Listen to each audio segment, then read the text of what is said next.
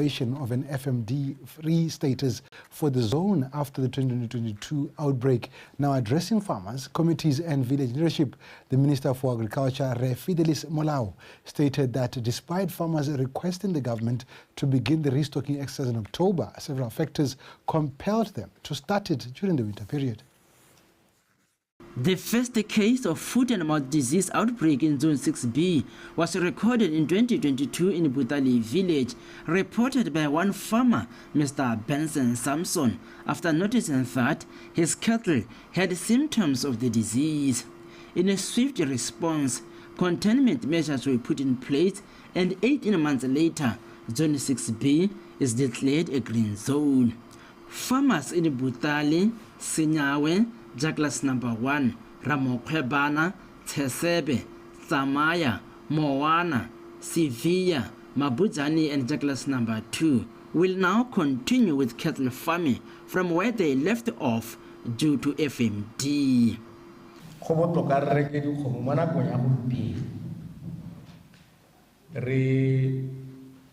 Di busetse go kgaolong ya 6B gompieno gore barui ba kgaolo e ba te ba kgone go simolola.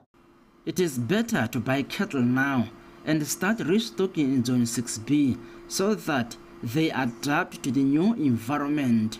Our realization is that during rainy seasons, cattle run all over and can go astray. Le gone go di phutha go di ba mo masakeng ka gore ga go ma di pula di nele kana di kgomo le tsone di na le go hetoga tsa nna di phologolo di toga ya mo di gasama le naga mme ha di tla di le mo nakong yone e tshwana le yone go di twaetsa go nna bonolo go na le ha di pula di nile. I assure you that the President will launch the restocking exercise in Butali. The restocking exercise comes at a time when Zone 6B is affected by drought, a situation that farmers have to face head on.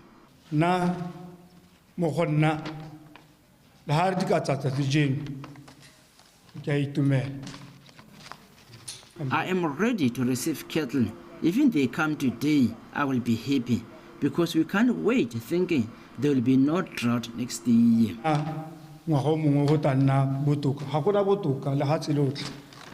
Even go next door,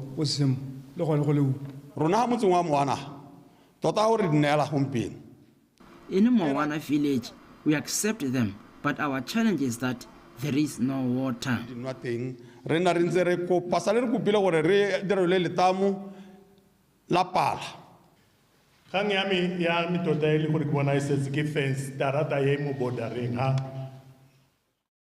We should maintain our cordon fence so that it can control the movement of our cattle.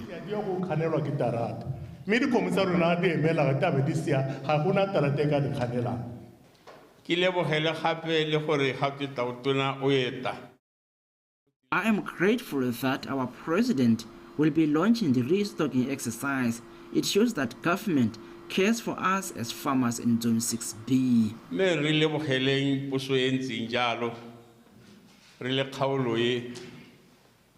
Zone 6B. That the East MP, Dr. Douglas Losula Tebe, who is also the Minister for Education and Skills Development, applauded the good working relationship between government and farmers. Let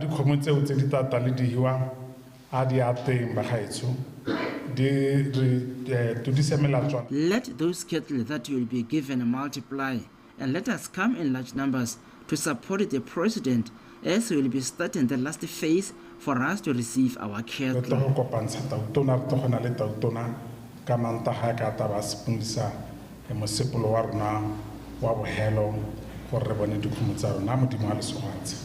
More than 7,000 cattle will be distributed amongst over 700 farmers so that they too could start to benefit from the newly launched Tuolitlotlo program. Bethany Manto, BTV News, Sevilla.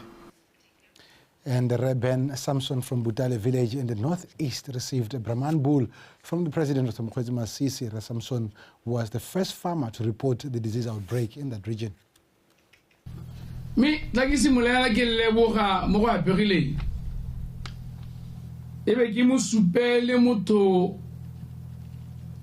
wa go eletsega motho wa gore batho ba meletse mathe ba busi ba meletse mathe ka gore ke sekao ke mmampudi tota re Ben Samson ona le bo Yeah. Uno go disa kae Yeah, ni go la la wote.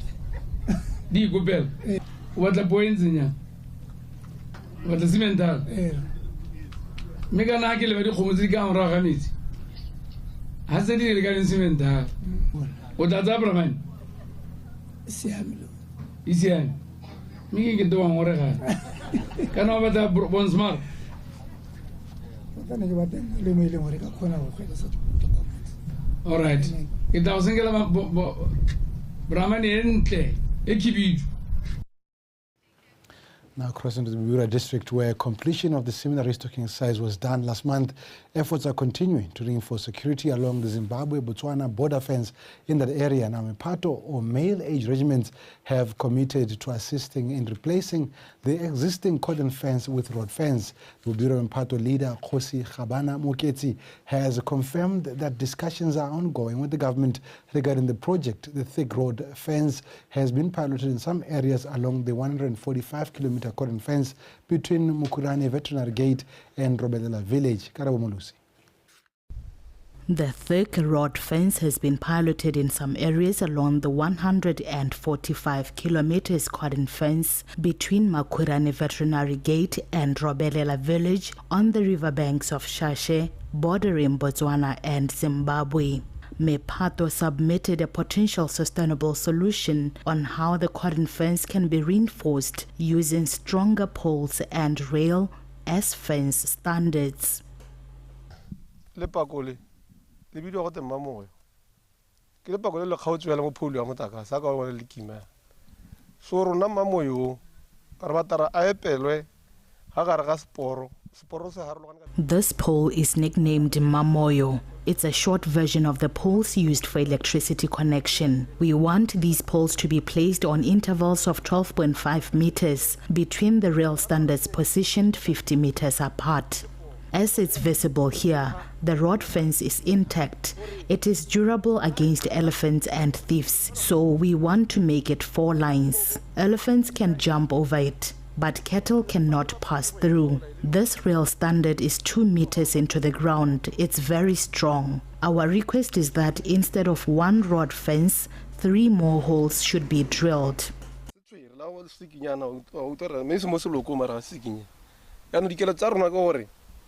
Aka cable ene re bua ka yone e tseneana ka part 1 go bule part 1 ha ya bobedi ya boraro ya bofoko tase e be tare go ga re thamala tsela ka se tsona line.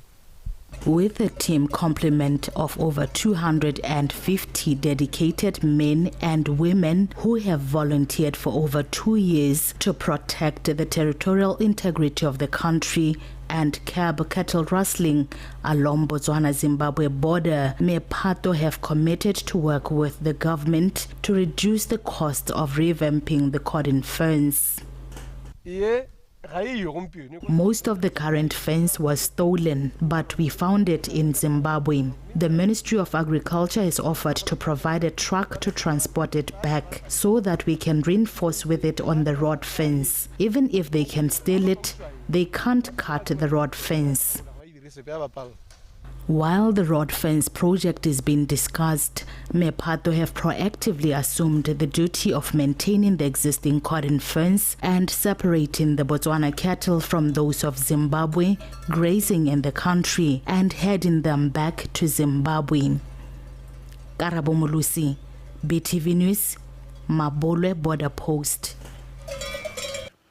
Now, fostering compassion, resilience, and solidarity is fundamental, where every person living with HIV enjoys their right to a healthy and dignified life, free from stigma and discrimination. These remarks were made yesterday by the Member of Parliament for Tlokweng, at the International AIDS Candlelight Memorial Service held in Tlokweng.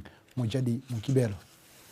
Each year, this country observes and remembers those who have succumbed to AIDS, championing love and solidarity for a future where every person living with HIV enjoys their right to a healthy and dignified life remains fundamental. The time is now to reflect and inspire change to end stigma and discrimination. It is the time to reflect, inspire change, and to enable people living with HIV to live freely without stigma and discrimination.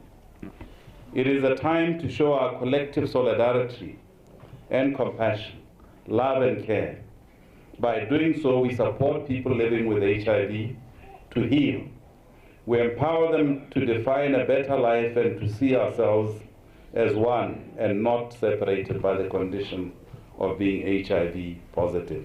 The candlelight ceremony marks yet another milestone for Botswana in improving the quality of life of people living with HIV. We have achieved a lot as a country regarding all the set targets by United Nations on the fight of HIV and AIDS, amongst them being the 95-95-95 target. We also achieved all this through collaborations with other organizations. Relevant stakeholders have been instrumental in addressing stigma and discrimination throughout the country.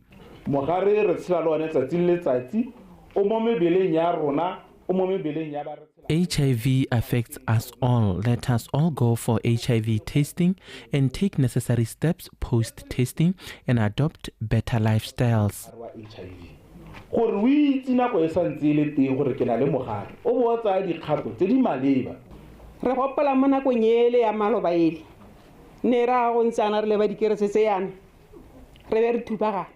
From the previous years, it was tough as many lost their lives due to the pandemic, and through love and solidarity, we can fight this disease.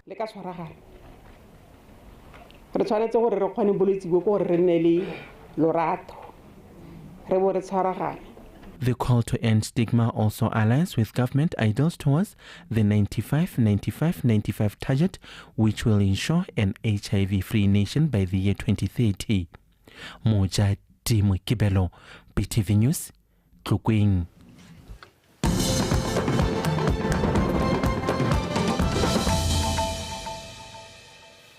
You're watching BTV News, and thank you for staying with us. Now, in Hukunzi, several speakers have urged men to test for HIV/AIDS. The director for Botswana faith-based organization Network on HIV and Health Promotion, Reverend Mpho Murahomu, was among the speakers who emphasized this when addressing men and boys on their health recently. According to the 2022 AIDS research by UNAIDS, 95% of the population in this country know their HIV status. Neo Mudu. Men and Boys conferences are very crucial because it's a platform where pressing issues such as men's health, gender-based violence, which affect men, are discussed, and possible solutions are also shared. However, the 2022 HIV/AIDS research by UNAIDS reveals that 95% of the population in this country know their HIV/AIDS status. 98% of those that are infected are on ARVs, and the viral load of this 98% is suppressed. One. One. 5% yes only. We have realized that the 5% that is missing is men and boys. 2% that is ashamed to take ARVs is also men and boys. I am here to plead with you to know your status. In the past, we used to call this virus names, and that is why we are asking for forgiveness.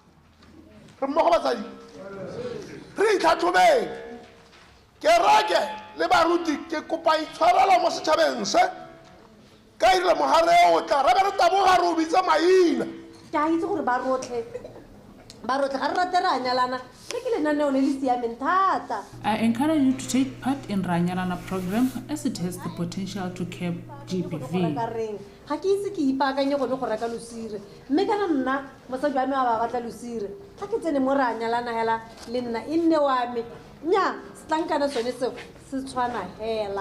The village leadership have been asked to continue holding gatherings such as this one in their yards.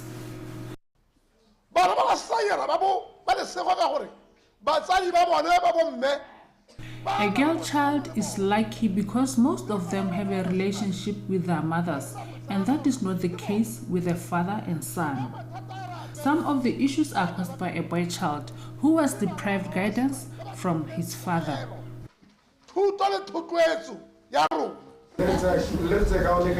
us equally, respect us so that we can respect you. Men were asked to change their mindsets and also fight against the spread of HIV/AIDS.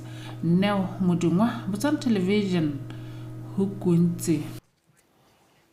Now, residents of Tamaga and Kubung villages have thanked government for heeding their request to construct Tamaga-Kubung Road. The residents were speaking during consultative meetings addressed by the Minister for Transport and Public Works, Eric Molale, who confirmed that government has set aside a budget to construct their road during this financial year. Jessica Pilan.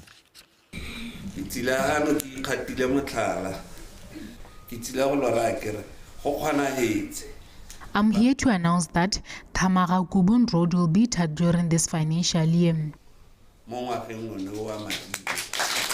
An announcement by Minister Molale to residents of Kubung and Tamaga villages regarding the long-awaited 26 kilometers Kubung-Tamaga Road, which will be tarred during this financial year. According to Minister Molale, President Masisi's government believes in consultations, and that is critical to always give BOTSWANA feedback.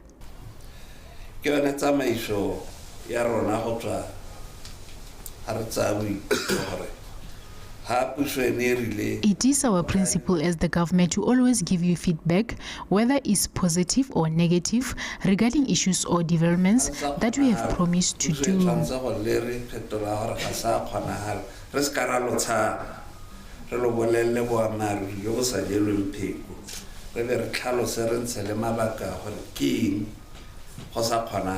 However, residents express gratitude about the tarring of the road, but have also sought clarity to understand more.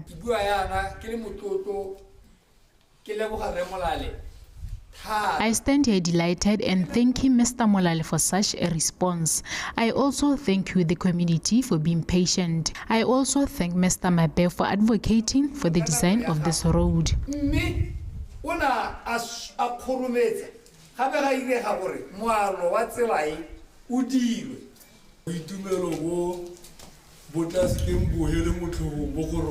We will forever be joyful.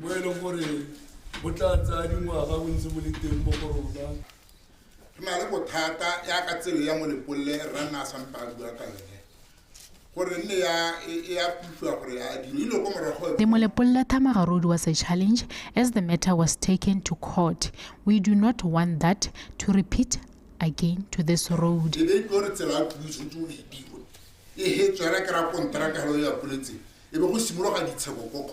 On his response to the residents, Minister Molale has also told them that his ministry has adopted the mindset change initiative.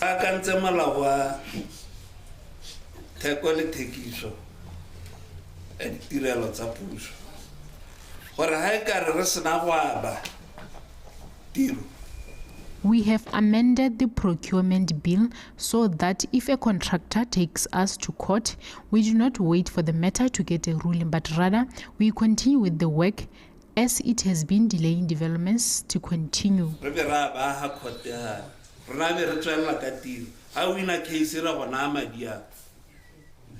It's a 6 years, 7 years. Furthermore, Minister Molale said the next step is for the contractors to apply for the road tender in order for construction to commence. Jessica Pilani, BTV News, Tamaga. And that's how we end our bulletin at this hour. Thank you for watching. Sports is standing by with Tato Josimor.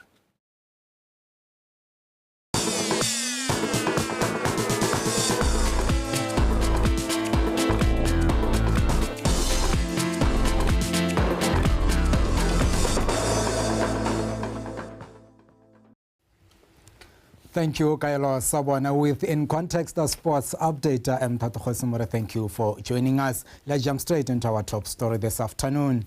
Chief Executive Officer of African Union Sports Council, AUSC Region 5, Stanley Mutoya, says they have managed to achieve some of the goals they've set them for themselves at the 2015 conference in Lilongwe, Malawi. Mutoya said this at the official closing of their conference on Friday, which focused on sport for people living with disabilities in Gaborone. Victoria Dakin. Mutoya said their aim was to see to it that there are structures for people with disabilities across all countries, ensure there is inclusion of more sporting courts for people with disabilities in the Region 5 Games platform, and secure support for capacity development for people with disabilities. Moreover, he noted that one of the key aspects was to increase participation of people with disabilities in sport. We did manage to achieve was on the issue of structures. I think now we have got functional structures largely in most of our countries, which is why you saw we had over 73 people in this conference, another 41 of them online who joined us, so we had over 100 people. But also governments have invested in supporting the structures for people with disabilities. Where we have not made much progress is increasing participation, particularly in leadership by people with disabilities. Prior to this conference in 2023, the AUSC Region 5 carried out a research to find out the number of people with disabilities involved in sport. The outcome of the research revealed that there is a very low number of people with disabilities in leadership positions. On that note, Stanley Mutoya said in this year's conference they have come up with resolutions on how to develop sport for people with disabilities, such as coming up with strategies on how to create visibility and awareness to provide opportunities for them, coming up with structures that address sport associations of people with disability at country level, and to also have skills which are specific to disability in sport. There is still reluctance, particularly by parents, to release their children into sport because of safety issues and safeguarding issues. And I think for us, it's a matter of awareness. Some parents think their children will get hurt. Others think they are not safe when they are not there, and so there is that low turnout. Number two is also our infrastructure in sport largely is not very accessible for people with disabilities. Number three is the funding, because sports for people with disabilities or persons with disabilities, it requires capital. We know that in our countries there are still some pockets of people, some of our citizens do not understand or do not know the existence of sport for people with disabilities. That one has also been discussed. We have come up with strategies at the regional level that will be cascaded to the country levels, because then the real work happens at country levels. The disability people that are mostly left behind on issues of sports, for example, the blind and the deaf. So I truly hope that maybe in the near future we'll achieve something after this wonderful workshop. The 3-day conference was attended by 9 countries, namely Botswana, Angola, Eswatini, Lesotho, Malawi, South Africa, Zambia, Namibia, and Zimbabwe. Victoria Dakin, BTV Sport, Gaborone. Moving on, BDF Cheetahs swallowed the Great North by 17 points to 5 in a round 7 Botswana Rugby Union game played in Khansi at the Pioneer Rugby Ground on Saturday. Lesoro Mokwaisi has the report. BDF Cheetahs dominated the game against the Great North from the first whistle, owning the first half until the game went to recess, with Cheetahs leading by 5-0 against TGN.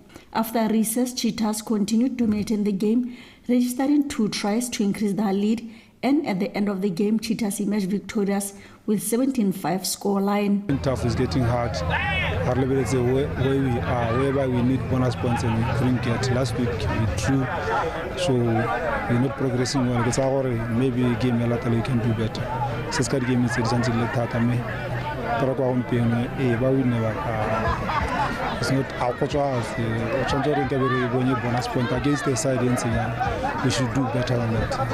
Hardly let's say game most of the time we dominate our first half, second half we dominated, but however last score I said maybe we had chances. Pass or just decision making out of more score and chance the guys did their homework. We knew Cheetahs was going to play a physical game, of which we felt trapped onto for a couple of minutes before we started playing our rhythm. Kudos should go to Cheetahs. They stuck to their game plan when we should have also executed our game plan, which was to run on the back, and we didn't do that. And well, there were a couple of errors, but look, we can't always complain about the errors we make. We have to move forward. We are a unique club. A unique club in the sense that we get players from different areas. Right? I get players from Khanti, I get players from Maung, I get players from Nata, and it's not an easy thing to have a cohesion, a team going. In another game in ladies category, BDF Cheetahs registered a 17-12 win against Shakawe ladies rugby team. Lesong Mokwaisi, BTV Sports, Khanti.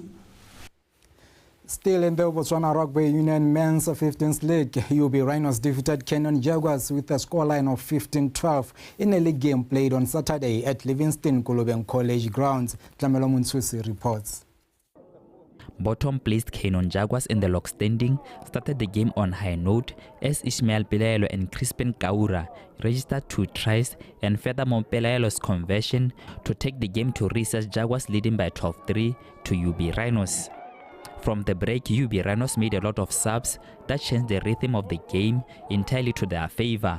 Penyo Motlale and Tafazo Muntsiwa registered 2 tries and a conversion by Banjo Kisanye. UB Rhinos winning the game by 15-12 against Canon Jaguars. Tight game, good game. We prepared for this game well. Guys put in some hard work. UB were good. UB came at us. We just failed to hold on at the end to secure the win. But yeah, I think overall my guys performed very well. It was a good game of rugby to us. Our intention as UB is to play fast boomer rugby, but LKC did the job properly to slow our ball, and they nearly successfully won the game. In the ladies' 10th league game played on Saturday, Gaborone Hawks defeated Beast Buffaloes 25-5, cementing their status on the 4th position on the log standing. Our position right now today, Libus Bernardola to be in the top 4, which means if we lost, then Gaborone say to the finals, to the semi-finals, then they are going to lead us to the finals. So it's so vital to make sure that you win this game for the top 4, because if we lost, then Gaborone running into the ball. The defender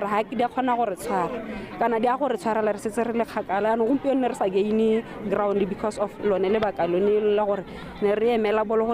instead of re-attack. In another men's 15th game played on Saturday, log leaders Gaborone Hawks walloped Beast Buffaloes 55-0 to continue leading the table. Tlamelo Montsuse, BTV Sport, Gaborone.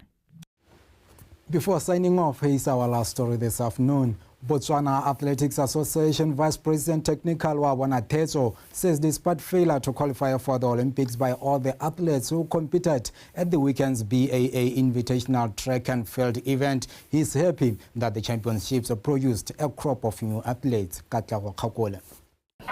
Tetso highlighted that some of the athletes who already qualified for the African Athletics Championships during the National Championships could use the Continental Championships to search for the Olympic ticket. They did their best, and the circumstances the temperatures have dropped a lot, which can affect a lot of preparations. We still have a chance. Cameroon and Cameroon, because they will be competing with the best of Africa, they will eventually qualify for the Olympics. Moreover, clubs have been encouraged to lure more women into athletics as their numbers continue to decrease. Mixed relay or qualify. We are only hoping for Norway can qualify the ranking sequence. No can normally Matata or Askana and Al Lucio qualify. Qualify because currently to Tabanabasana are qualify as the federation. BAA Invitational Track and Field Meet, which attracted over 60 athletes from BAA affiliated clubs, was used to give the athletes opportunity to qualify for the Olympics and the 2024 African Athletics Championships. Katlaho Kakule, BTV Sport, Gaborone. And in the going FIFA 2026 World Cup qualifier between Somalia and Botswana, the Zebras are leading the game 1-0, courtesy of Tabansi Singi's header. You can catch that game live on BTV1, DSTV channel 290. That's how we come to the end of In Context, the sports update. Thank you for watching and continue watching the In Context.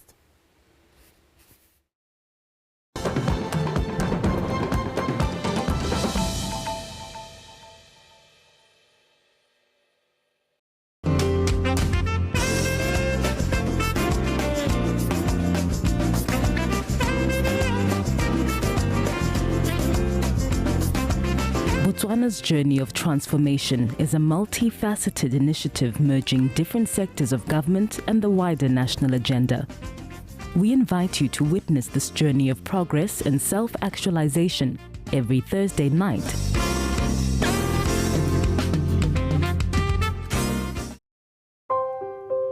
Maitlamo a lephata la merero ya ditsha le metsi a go kgona seelo sa go abela batho ba lefatshe leno ditsha tsa bonno di le 100,000 mo ngwageng tse pedi a tlega.